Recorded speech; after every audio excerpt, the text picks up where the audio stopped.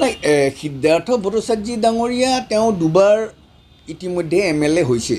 মই এইটো কথা নকওঁ যে তেওঁ হ'ব নেলাগে। এতিয়া ধৰক আমাৰ ৰমেন ডেকা ডাঙৰীয়াও হৈছে, কেইবাবাৰো সংসদ হৈছে, ৰাজেন গোহাঁই ডাঙৰীয়াও কেইবাবাৰো হৈছে, মন্ত্ৰী হৈছে, বা তেওঁলোকে পাব নালাগে মই তেনেকুৱা কথা নকওঁ।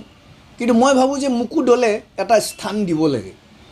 কাৰণ 2014ত মোদী ডাঙৰীয়াৰ যিখন প্ৰথম মিটিং হৈছিল ইয়াত, নিৰ্বাচনী মিটিং, সেইখন ময়ে পৰিচালনা কৰিছিলোঁ আৰু ময়ে তেতিয়া জেনেৰেল ছেক্ৰেটেৰী আছিলোঁ।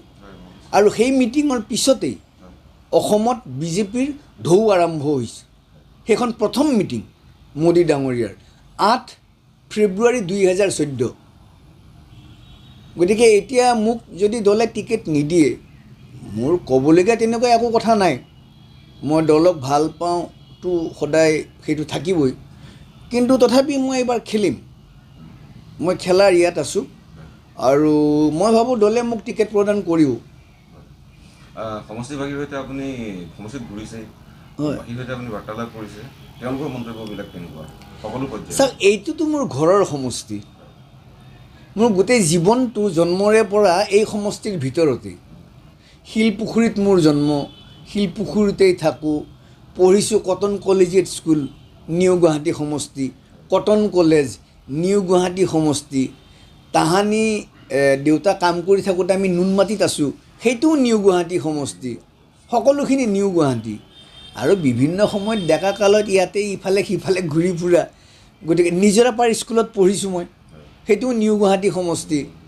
গতিকে ভালে বেয়াই বহুত মানুহ মোৰ ইয়াত আছে। আৰু এতিয়া ধৰক জুবিন গাৰ্গৰ কাৰণে মই ন্যায় বিচাৰি আছোঁ। কিন্তু এইটো কথা ঠিক, এই সমষ্টিতে সৰ্বাধিক জুবিন গাৰ্গৰ অনুৰাগী আছে। প্ৰায় 7,000 হাৰ্ড কোৰ অনুৰাগী আছে। তেওঁলোকে বিভিন্ন সময়ত মেছেজ দিয়ে থাকে যে দাদা বৰ ভাল কৰিছে, এইটো কৰক সেইটো কৰক। সেইকাৰণে মই ইয়াত যিদিনা এমাহ হৈছে, শিলপুখুৰীত মই ব্যক্তিগতভাৱে জুবিন গাৰ্গৰ মাহেকীয়া পাতিছোঁ। তাত গোটেই বিভিন্ন ঠাইৰ পৰা ল'ৰা ছোৱালী আহি পেলাই ইয়াতে তেওঁলোকে চাকি জ্বলাইছে, ধূপ দিছে। গতিকে এই জুবিন গাৰ্গৰ যিখিনি অনুৰাগী আছে, সেইখিনিও বিচাৰে যে মই যদি নিৰ্বাচন খেলোঁ বা তেনেকৈ যদি দলে যদি টিকেট দিয়ে, বা তেওঁলোকেও বিচাৰে যে মই মানে প্ৰতিনিধিত্ব যাতে কৰিব পাৰোঁ। তেখেতসকলেও সেইটো আশা কৰে। নিৰ্মীয়মান ফ্লাইঅভাৰখনত আপুনি অভিনয়ৰ ক্ষেত্ৰত জুবিন গাৰ্গৰ প্ৰতিশ্ৰুতিৰ কথা এটা দাবী উত্থাপন কৰিছে। এইটো কৰিব লাগে। এইটো জুবিন গাৰ্গ চাওক, তেওঁৰ মৃত্যুলৈ বিতৰ্ক থাকিলেও কিবা থাকিলেও, কিন্তু জুবিন গাৰ্গক নাজানো কোনোবাই কৰিব পাৰিব, সেইটোতো নোৱাৰে। ইমান অনুৰাগী আছে। আৰু অসমৰ বিভিন্ন ধৰক ইয়াত চিত্ৰ মানে অংকন কৰা হৈছে। ইয়াত জুবিন গাৰ্গৰ নাম বা জুবিন গাৰ্গৰ ফটো মই অংকন কৰাটো অন্তৰৰ পৰা বিচাৰোঁ। এই ফ্লাইঅভাৰখনৰ খুটাত মই কৈছোঁৱেই যে জুবিন গাৰ্গৰ এয়া অংকন কৰিলে। আৰু এইটো যিহেতু একদম নতুন হৈছে মাত্ৰ ঘটনাটো, আজিও মানুহবিলাকৰ অন্তৰত জুবিন গাৰ্গৰ এইটো আছেই, দুখটো আছেই। এইটো অংকন কৰিলে তেওঁৰ প্ৰতিও এটা শ্ৰদ্ধা জনোৱা হ'লহেঁতেন আৰু মানুহখিনিয়েও ভাল পালে হয়। আৰু মইতো বিশেষভাৱেতো খুবেই মানে এয়া হ'লোঁ হয়, আনন্দিত হ'লোঁ হয়। কিন্তু মই দৰখাস্ত দিছোঁ তেখেতক, আপোনাৰ চিফ ইঞ্জিনিয়াৰ, যে অন্ততঃ এয়া কৰিব লাগে বুলি আমি দুটা NGOৰ ফালৰ পৰা দিছোঁ। তেওঁলোকে এতিয়াও সিদ্ধান্ত লোৱা নাই, কিন্তু খুঁটাবিলাকততো অংকন কৰা হৈছেই। কি কৰিব মই নাজানো আৰু। চাওক, এতিয়া এইটোতো বিজেপিৰ মানে চৰকাৰ হ'লে এইটো দ্বিতীয়খন চৰকাৰ। গতিকে এতিয়া বিশেষ চাবলৈ গ'লে কৰিবলগীয়া নাই। কাৰণ চৰকাৰে যিখিনি কাম কৰিছে সেই কামখিনি মানুহে দেখা পাইছে। আৰু চৰকাৰে ভাল কৰিছে বেয়া কৰিছে সেইখিনিও সকলোৰে চকুৰ আগতেই আছে। গতিকে মই ভাবোঁ যে এতিয়াও আমাৰ যিখিনি কাম কৰিছে বা যিখিনি দেখিছে, তাৰ ওপৰত ভিত্তি কৰি মানুহে বিজেপিকেই ভোট দিব। সেইকাৰণে বিজেপি দলৰ হৈ পেলাই বিশেষ কিবা নিৰ্বাচনী প্ৰচাৰ চলাব লাগিব বুলি বা তেনেকুৱা ধৰণৰ কথা কিবা আছে বুলি মই নাভাবোঁ। খালি এতিয়া কথাটো হ'ব যে যিজন ব্যক্তিক দিব তাৰ ওপৰত নিৰ্ভৰ কৰিব যে সেই প্ৰাৰ্থীজন জিকি আহিব পাৰিব নে নোৱাৰে।